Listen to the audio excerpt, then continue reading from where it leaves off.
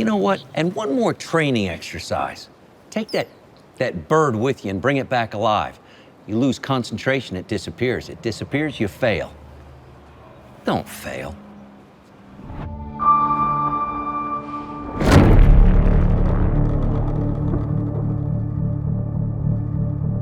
Hey everybody, it's Juju Green. Welcome to Lanterns, the official podcast. Every week we go deep on the episode and we bring in the people who made it and we get into what the show's really about under the surface.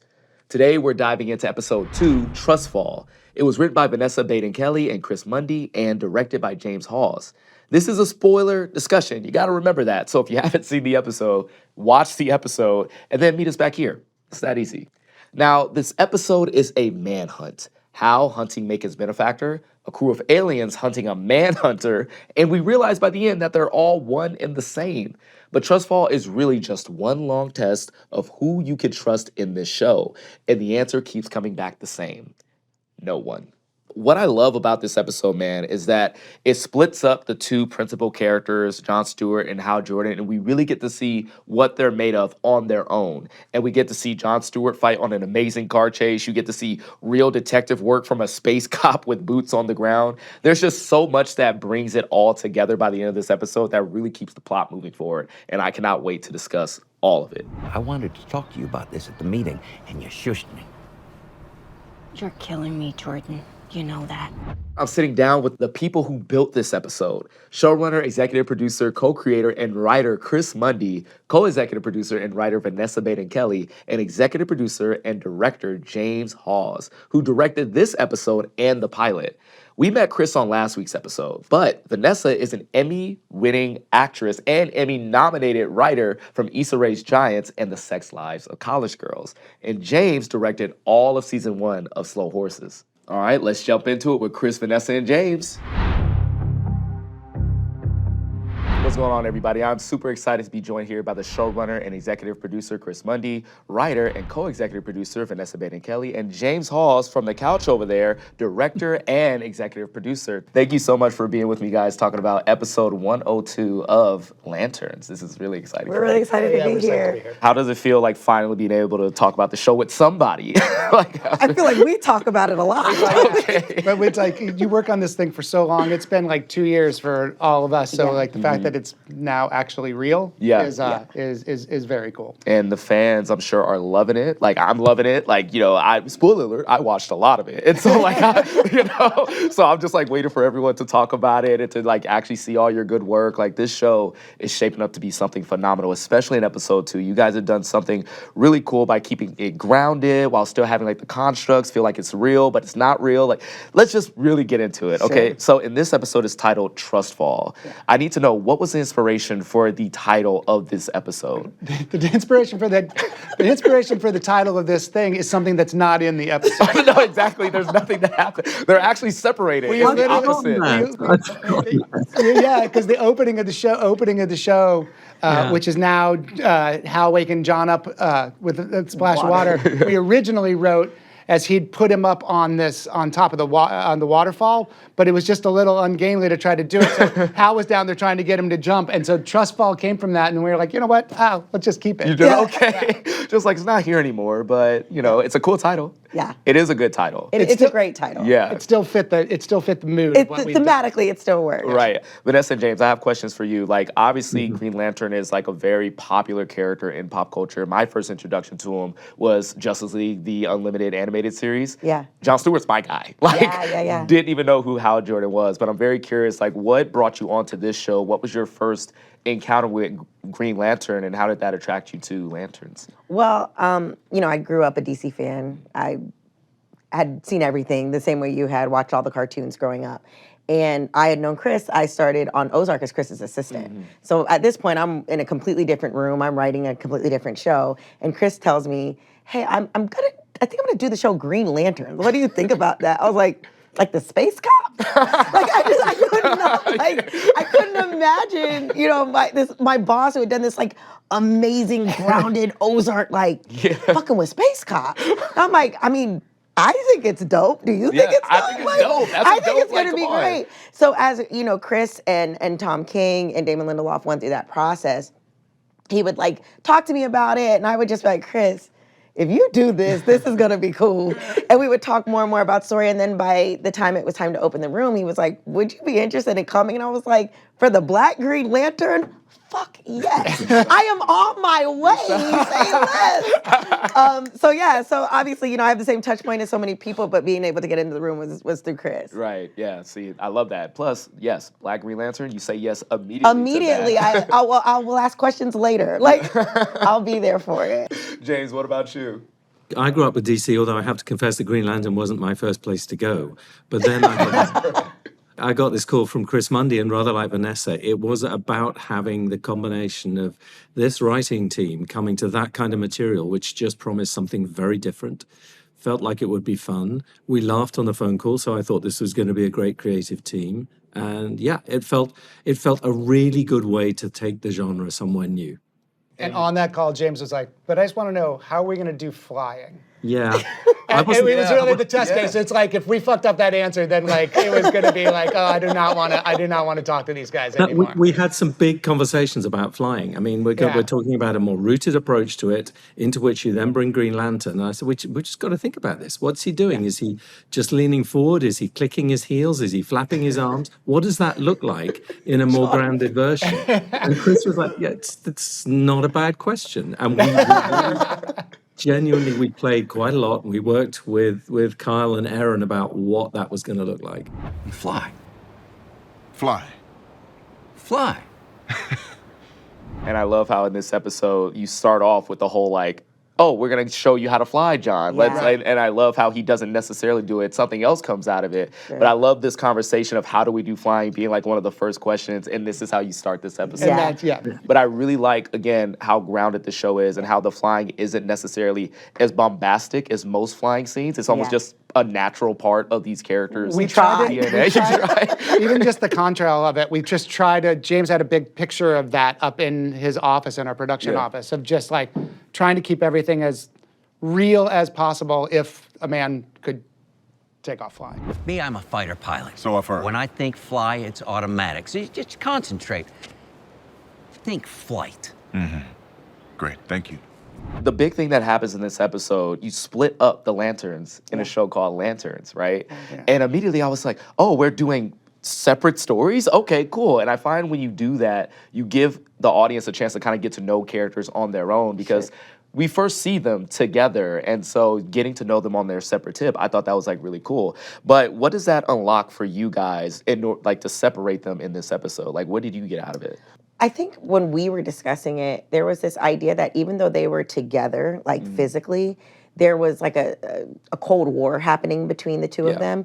So separating them, but forcing them to speak on the phone forces them to speak in a way that maybe they hadn't had to do when they were in like close proximity to one another. So that was really fun, and us like working through this idea of what would they be talking about. If like you had to give John Stewart directions through your house, there are gonna be moments where you're not discussing turn left, he's walking down the hallway. How do you fill that dead time? And that's how we were imagining all these ways that they would get to know each other. And obviously he's in Hal's home, so he's seeing things that are very personal to him, and what questions would he ask and all of that. So for us, separating them actually brought them a little bit closer together. Yeah. But to your point, it also allowed them to each hold like a large part of the story and a large part of the real estate in the episode by themselves, showing that both of them are formidable. Right. Although I was worried because the rhythm of the show is built on their dialogue. Yep. And in almost all, and certainly in the pilot, like it's boom, boom, boom, boom, boom. And so you create that and then immediately break it up in the second episode when you're trying to like get people to like get their foothold. So Vanessa's right. But them being on the phone, once they were on the phone when John arrived at Hal's house, then it could be okay. And then we could break it up when I was about to say Aaron, but like when John gets taken and then all of a sudden he's on the freeway, and when like Hal's going through all his stuff. But once we'd like gotten them like together, then everything was kind of okay. Yeah. Right. The show really finds its footing in how grounded it is. Like when Hal's doing his detective work, right? That's what got me really excited about this. Like a character who's usually in space doing his thing is scoping out a scene, pulling dead bodies all over the place. And then John is just this bruiser in a car running on the street. Like with and this that's crazy James stitching chase. it all together. That's completely James just finding... It balances really well. That was part of the challenge. How do we have them interweave the different paces? And we gave a different pace to Hal, for example. It's all a little bit more rough around the edges. It feels like his character. And then you've got John going into this extraordinary mansion and the fun we had choosing that location and what that spoke to about the way Hal lives before he's met John. And then the discovery of this strange pet. One more thing. Feed Earl for me, would you? His food's in the icebox. And what's Earl? Is it dog, cat? Please tell me about the pet, because I'm not by the going to way- lie to you. I didn't know about Earl. I By the looked him way, up. I was like, is this a real You have thing? the right person because Vanessa is the keeper of Earl. Like, it's He like was so excited when we were if having Earl- meetings talking about Earl, and Vanessa would come just running down the corridor to be there. And the first maquettes that we had, even just in white plastic or a 3D print or whatever it was, I've never seen anybody quite so emotional. I'm like about to cry now talking about it. That 3D print of Earl is in my home office Oh, now. really? Like Earl is my baby. Like I love Earl. So like in my mind, the type of person that Hal Jordan is a dog person. Yeah. He doesn't talk to other people. He's gonna talk to his pit bull or whatever. But in Hal world, who would that be? And so we started just talking about perhaps he like adopted an alien or whatever, and it morphed into this thing that then became Earl. I believe Damon named him Earl. I think that's right, Okay. yeah. And it was not a joke pitch, but it was a pitch that I wasn't sure was gonna survive. Right. And I went off to write an episode, and I came back, and there had been notes given on 102. And I was like, oh no, did they take Earl out? And Chris and Damon looked at me and they were like, Earl's not going anywhere. And I was like, yes! We love Earl. Earl By the is way, baby. Half the things that happen in shows are jokes in the writers' room. They suddenly have legs. Yes. And then they stick around. And like, Yes. Earl is gonna But stick. Earl to me is kind of the embodiment of Hal's dog, but Yeah. also it kind of just explains exactly who Hal is, and you'll get to know Earl more throughout the season. But he's just a prickly dude. But he is. he kind of is lovely and kind. You say that, Vanessa, but just cast your mind back to the meetings we had about what Earl looked like, how he moved, yes. how he ate, how he blushed. That is when we have the best job in the world. Absolutely. And breathing life into all those things, up to the point where suddenly you've got an actor like Aaron Pierre walking into a glass house and interacting with this extraordinary creature. And thinking about how do you make something like that emote when it has no eyes? Yeah. And like there really were moments where I would look at James and I'd be like, I can't believe we're doing this. Like this is amazing.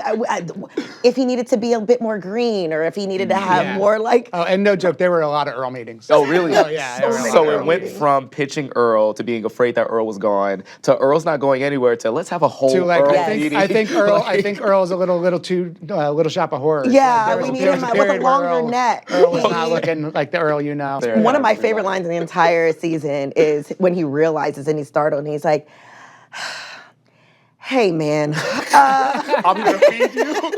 I'm here to feed you, bro. Like, I guess we're doing this. Yes. I got this meat here. Chow down. Yes. You know. And then even when he tries to snap out, he goes, "Come on, man. You can't be doing all that." Like, it's lovely. okay, we could talk about Earl like this. This could be an Earl I podcast can write a episode. memoir about Earl. And I'm Me sure. and Earl, my friend. So I want to take a second to talk about the anatomy of the car chase scene, how it was written, how it was shot, what were the challenges, what was the most difficult part of putting that thing together? Well, I guess the first thing we had to do was map it out. So we'd made a little animatic that's like a rough cartoon version of the whole sequence. I wanted the fight to feel fairly scrappy in the van. We wanted it to feel fairly grounded, not ninja. It had to find its way between something that was a little bit outer space, other planetary, and then when they tumble into the road, it becomes very much hit the dirt. What's that going to feel like? It's working out what we can do with Aaron, what we can do with the stunties, what we're then going to need to do with a little bit of VFX. So we kind of lay out where the various crashes, smashes, jumps are going to happen. We map out across the road where it's going to be.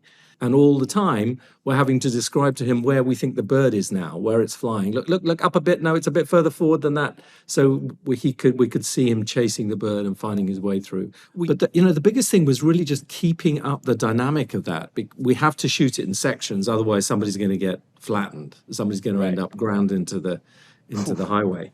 But it's making sure you keep the energy and the speed. And that's where Aaron and the doubles were really so brilliant. And then it turns out, of course, that Aaron used to run track.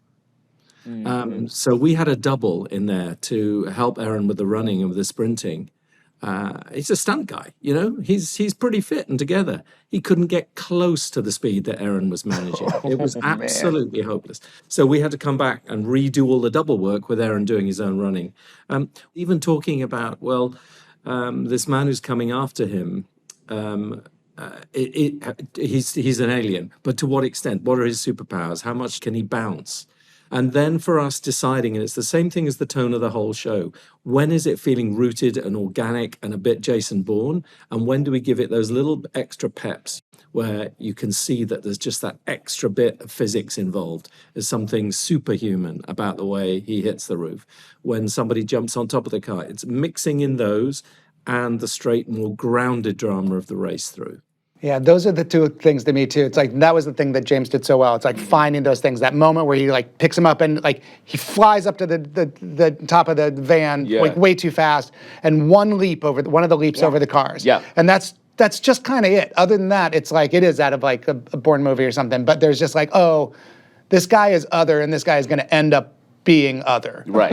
And I think that was cool. It was like hopefully an exciting, cool chase. I mean, it is. And then just hint of like, oh, this guy's going to end up being this is bad news. Yeah. There's a moment in this fight that I call the Mortal Kombat stage transition, where it goes from the inside of the truck to the outside, and it's like fully in camera when they come out the door and land on the street. How exactly was that accomplished? Like, did you, like, my mind exploded when I saw the cars coming. I was like, do they have a thing to tell them to stop when the door opens? Like, how does that work? I can't. I mean, some of it is director magic. I can't give you all the secrets. Okay. But it is. What I will tell you is it's done in sections. It's done in parts because obviously it would be too dangerous. It just takes somebody to get that wrong. But we have doubles rolling out the back of the car. The car is moving at speed.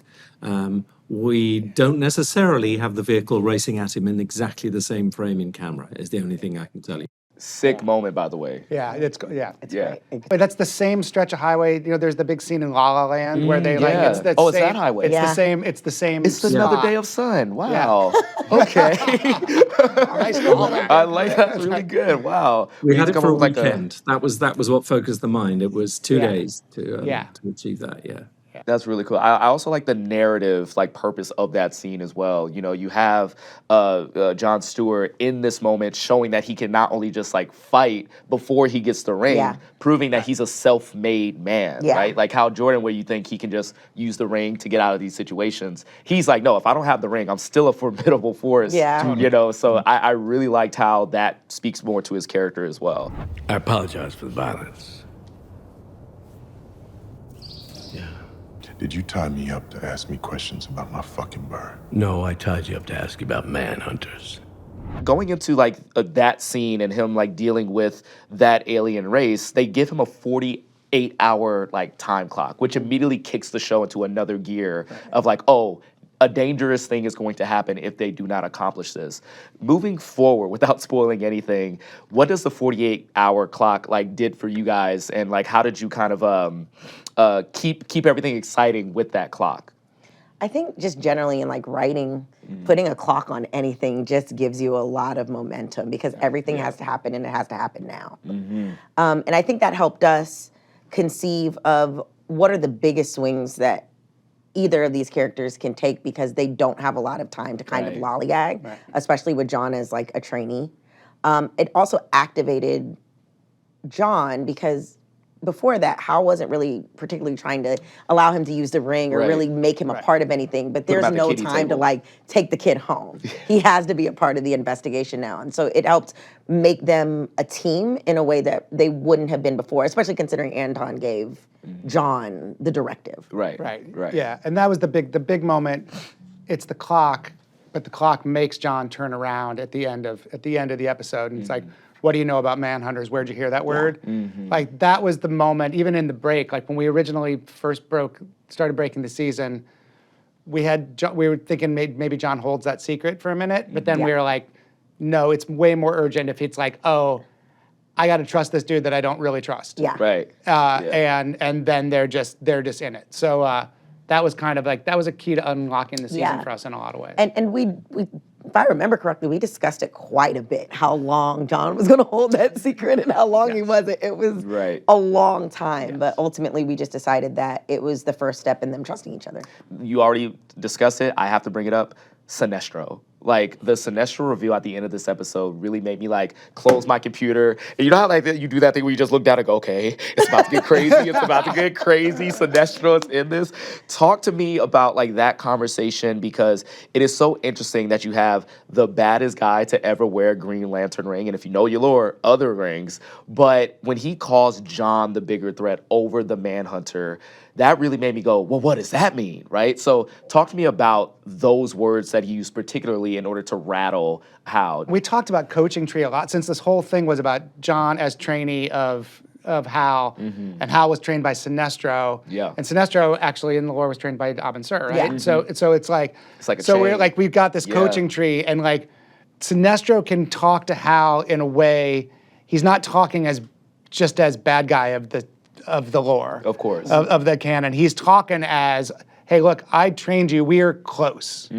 And I think there's part of Hal that's going to listen, because even though he's manipulative, even though he's, the big bad of canon, a lot of what he knows comes from him. Sinestro. And so we were just kind of fascinated by that. And if we were going to get into John and Hal's relationship, then we ought to at least touch on Hal's relationship with Sinestro and the fear the Guardians have about that relationship that we start to get into a little bit, as we move down the road in the series. For sure. We also always were conceiving Sinestro as somebody who was slippery, and he would know precisely the ways to like needle Hal. Right. And so whether he believes that John is the bigger threat or not, he knows that that's going to keep Hal talking. Right. You know what I mean? And that's going to bring him in so he can learn a little bit more information and kind of start trying to gather some ways to maybe get some help from Hal. Yeah. So Sinestro choosing his words carefully is also us saying this guy is somebody you should watch out for in the series. Yeah. I mean, he's gathering information, right? Yeah. Like, that's what he's doing. That's the dangerous thing about Sinestro is, he's the keeper of all this knowledge of how to be a proper Green Lantern. Yeah. Whether or not he abused it, like, is irrelevant. Like, you need that help. But I think I just figured out where the title Trust Fall comes from, because just like John has to trust Hal and vice versa. That's exactly There you go. See that? There you go. That's why we kept it, even when we cut out the lot of It's because of that scene at the very end. We weren't just lazy. We were only a little bit lazy. We're not lazy here, guys. Not at all. James, would you like to talk about the directing of that scene now? You got this sense that it was a pilgrimage. It was like an urgent. He had to go and discover. He had to go. It was going to the guru. It was going to the Bhagavad. He needed to go to the source and face him down. I love the stakes that these guys gave us at the end of the episode when you feel that the whole season is about to escalate. We've held off on a lot of the more comic book stuff. It's very grounded. We're in Western Nebraska. Hal's wearing jeans and his jacket and a t-shirt, and it felt like a good time to remind people that we understand the show we're making. Right. And we understand who the players are. Exactly. In Hal going to visit Sinestro, that's also the first time you see him don the suit. Yeah.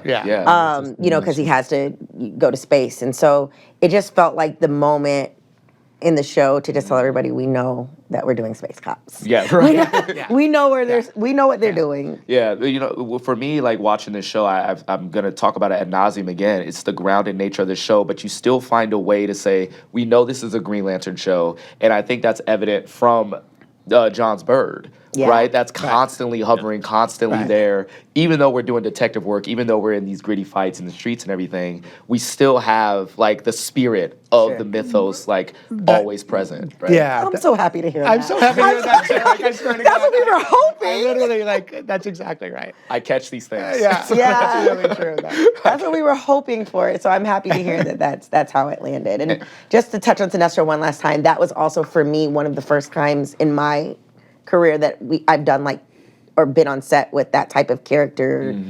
Like having to do that type of makeup or that type of VFX. And Earl is one thing, but what color, Sinestro, what reads the best red, what doesn't feel.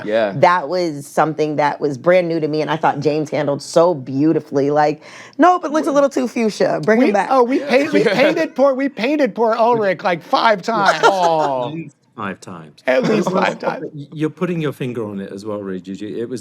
That was a moment where, with the bird and with that flight, it was how do we nail this tone? How do we balance that and find the right space between the comic book origins, our whole legend and lore, and this grounded version that Chris has led us to? And it's great that you feel like so. Is too much pink too pink? Does that take us to another worldly place in the wrong way? How does the bird look and react? What color green is it? All of those things were part of our discussion. Even what the jail was like. You know, the first instructions were that it was going to be carved out of rock. And that just felt, I don't know, a little bit too Game of Thrones. It wasn't us. So we came up with this idea of this metallic space jail, this satellite floating around, gave it that whole sense of zero gravity, so the camera rotated, creating a sense of otherness. That's all part, I hope, of the successful recipe. Yeah, I always categorize DC as like a story of gods existing in the worlds of men. Sure. Green Lantern being one of those gods and putting him in such a small place like Nebraska, Rushville. Yeah. You know, these people are looking at them like, what are you doing here? We can solve our own problems. We don't need someone as big as you solving this homegrown problem here. So I feel like that like kind of like clashing is what makes this show like just so engaging and so like amazing in that way. Let me rephrase. You obviously realize exactly what's going on here. Congratulations. You've caught up to me. Chris, so you worked with Kyle Chandler before. Football Town Hall and everything? Like, are we getting like some Friday Night Lights like type of legacy coming here? Was that on purpose? What's so funny is it's like all that stuff was in there before we got Kyle, but then we were like, oh God, we got Coach Taylor. It's like you walk into set like I been here before. Yeah. And then, and I'm from Nebraska, and we still have the same tickets in Memorial Stadium that we've had since before I was born. Wow. So the fact that that we set a show in Nebraska and it starts on a football field, and at the end of the pilot, he's quizzing them about facts in Nebraska football history. I was like, oh, I just got away with murder. This is great. This is all about you, buddy. Yeah, Kyle was one of the most exciting parts, I think, for many of us. Because when I felt starstruck. Right. I was like, Coach, clear eyes. I have clear eyes, Coach. But he was lovely, and I think that what he did with Hal, it exceeded my expectations, and I had very high expectations. Well, because he's an asshole to John a lot of the time. Right. And if Kyle wasn't so warm and great and so funny, it could have just felt like hazing instead of there's actually warmth and love underneath there that we excavate as the year goes on, as the season goes on. But that's just a tribute to Kyle's Kyle-ness. Right. You know? Yeah, I mean, which is real. It's just it's not just on screen. That's on That's set. his person. That's it. Right. That's just his person. It's just he's a good dude. I mean, to talk about a little further about some Friday Night Lights, but just football in general, it's almost like the backup quarterback and the mainstream quarterback. Yeah. It's there's no hate here, but you're not taking my spot.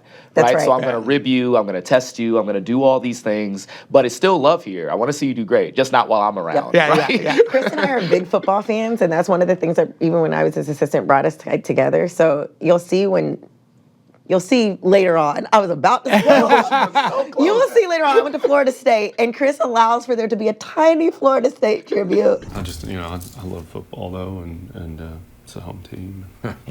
I love football too. When did Nebraska win its first national championship? Sorry.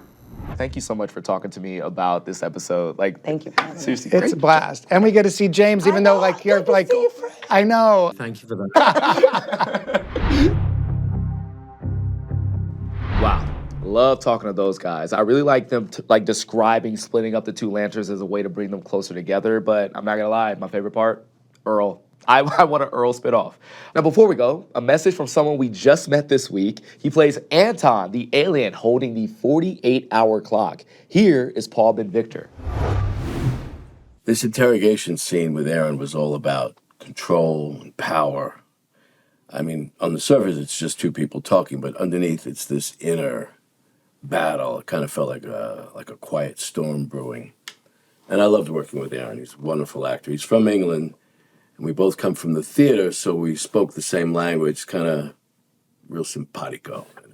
He spoke with this American accent the whole day. I mean, at lunch, makeup, the whole day. He didn't crack once. It was flawless.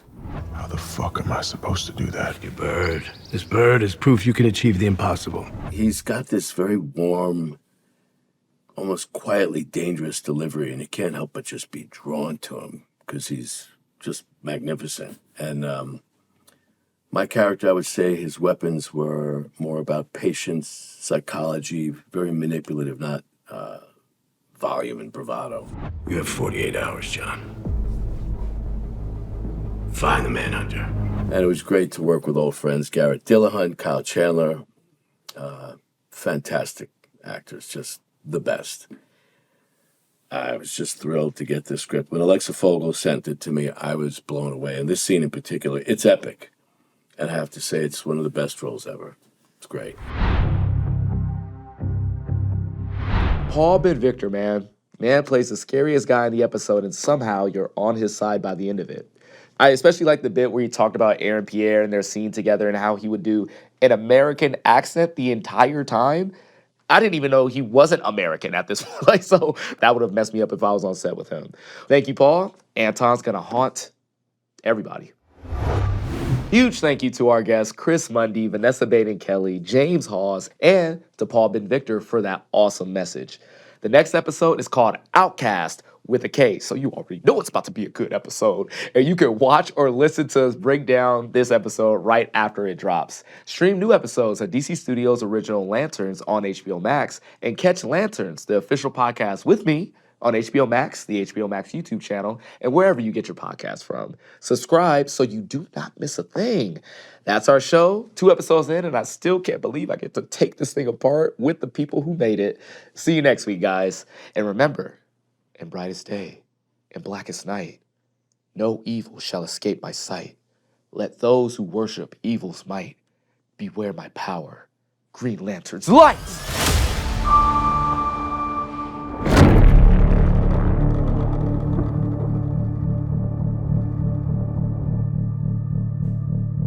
This was an OBB Sound production for HBO Max, hosted by me, Juju Green. Executive producers for HBO Max are Becky Rowe and Aaron Kelly. Executive producers for DC are Victor Diaz and Mike Pilata. Executive producers for OBB are Michael D. Ratner, Scott Ratner, and Toby Lawless. Producer for OBB, Toby Lawless. Production manager, Kevin Lynn. Research producer, Jesse Holland. Associate producer, Sam Harrison and Patrick Strapazin. Technical director, In-Sung Huang. Editor, Sari Tiersky. Post-production supervisor, Mariana Crisostomo. Assistant editor, Mark Alcacid. Production accountant, Zachary Steinberg and Ross Hush. Director of photography, Heath Gresham. Production designer, Liz Kloklowski. Set designer, Aga Shostakovska. Lead man, Kevin Fallon. Set dresser, Robert Pound. Brian Kim, Shabazz Burwell. Zachary Taylor. Draper, Trevor Calebs. Sound mixer and editor, Josh Falcon. On-set mixer, Darren Bowling. Key hair and makeup artist, Kendall Shannon. Production assistant, Max Jordan and Henry Colombian. Production interns for OBB, Ava Grimes, Henry Kaufman, Imani Ford, Diego Gallardo. Senior Director of Creative Development and Social Strategy for OBB, Lenore Castro. Manager of Creative Development and Social Strategy for OBB, Sharif Bakari. Special thanks to Graphics and Artwork, HBO Concept and Design Studio. DC Intern, Goldie Singer. And Lantern Battery Props, Studio Art and Technology.